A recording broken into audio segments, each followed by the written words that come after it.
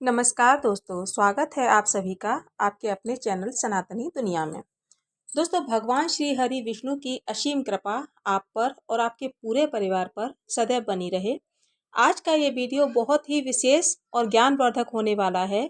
यदि आप भगवान विष्णु की कृपा पाना चाहते हैं और अपने जीवन में सुख, शांति और समृद्धि, सफलता चाहते हैं, तो इस वीडियो को अंत तक अवश्य देखें, क्योंकि आज मैं आपको देवशयनी एकादशी से जुड़े कुछ ऐसे रहस्य बताऊंगी जिन्हें बहुत कम ही लोग जानते हैं। दोस्तों, वर्ष 2026 में देवशयनी एकादशी का पावन व्रत शनिवार 25 जुलाई को रखा जाएगा। इसी दिन से भगवान श्री हरि विष्णु क्षीर सागर में शेषनाग की सैया पर योग निद्रा में प्रवेश करते हैं और इसी दिन से चातुर्मास का शुभारंभ होता है। अगले 4 महीनों तक भगवान की भक्ति, जप, तप, दान और साधना का विशेष महत्व माना जाता है। एकादशी का व्रत उदया तिथि के अनुसार 25 जुलाई को ही रखा जाएगा और व्रत का पारण अगले दिन 26 जुलाई को किया जाएगा। लेकिन क्या आपने कभी सोचा है कि जब भगवान विष्णु योग निद्रा में चले जाते हैं, तब इस पूरे ब्रह्मांड की रक्षा कौन करता है?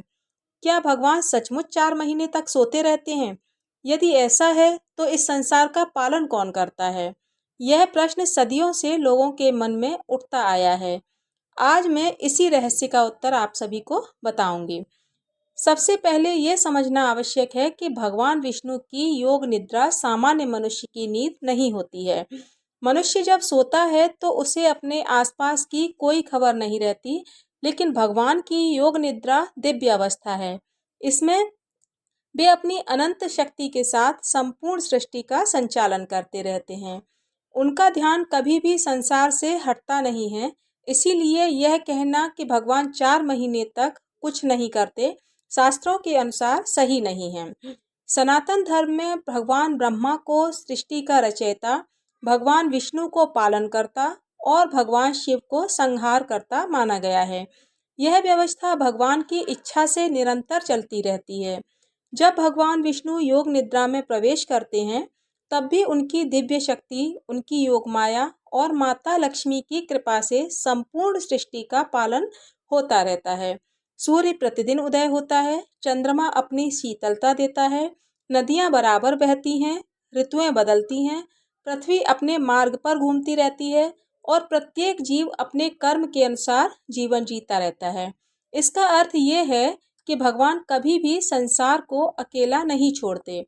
वे प्रत्येक क्षण अपने भक्तों और पूरे ब्रह्मांड की रक्षा करते रहते हैं। देवशयनी एकादशी केवल भगवान के शयन का पर्व नहीं है, बल्कि यह मनुष्य को ये भी संदेश देती है, जैसे भगवान योग निद्रा में प्रवेश करते हैं, वैसे ही मनुष्य को भी अपने भीतर झांकना चाहिए। अपने दोषों, क्रोध, लोभ, मोह और अहंकार को पहचान कर उन्हें दूर करने का प्रयास करना चाहिए। यही कारण है कि चातुर्मास के 4 महीने साधना, संयम, सेवा और भक्ति के लिए सर्वश्रेष्ठ माने गए हैं। इन 4 महीनों में संत महात्मा एक स्थान पर रहकर कथा, प्रवचन और सत्संग करते हैं। भक्त भगवान का नाम जपते हैं, व्रत रखते हैं, दान करते हैं और अपने जीवन को बेहतर बनाने का प्रयास करते हैं।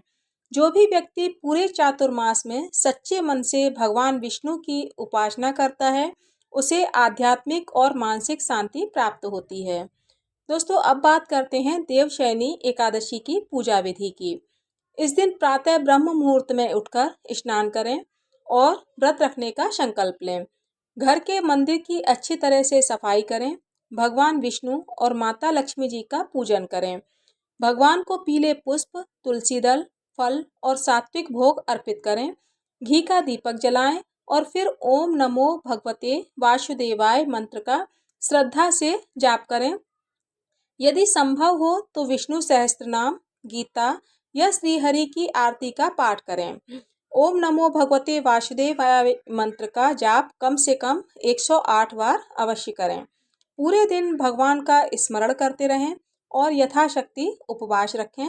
उपवास आप अपनी शक्ति के अनुसार रख सकते हैं। कई लोग निर्जला व्रत रहते हैं, कई लोग फलाहार करके व्रत रहते हैं, तो कई लोग सिर्फ दूध या फिर पानी पीकर ही व्रत रखते हैं। इस दिन दान का भी विशेष महत्व है। अपनी श्रद्धा के अनुसार अन्न, वस्त्र, फल, जल, छाता और ज़रूरतमंदों की सहायता करें। हो सके तो गौ सेवा करें, पक्षियों को दाना डालें और प्यासे लोगों के लिए जल की व्यवस्था करें।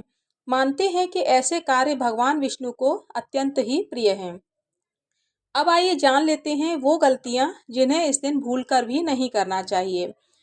किसी का अपमान न करें, झूठ न बोलें और क्रोध और अहंकार से बचें। नशा और तामसिक भोजन से दूर रहें, किसी भी जीव को कष्ट न दें। तुलसी का अनादर न करें और भगवान के प्रसाद का अपमान बिल्कुल भी न करें। अगर आपके सामने भगवान का प्रसाद आए तो उसे प्रणाम करके थोड़ा सा तिनका जरूर पाएं।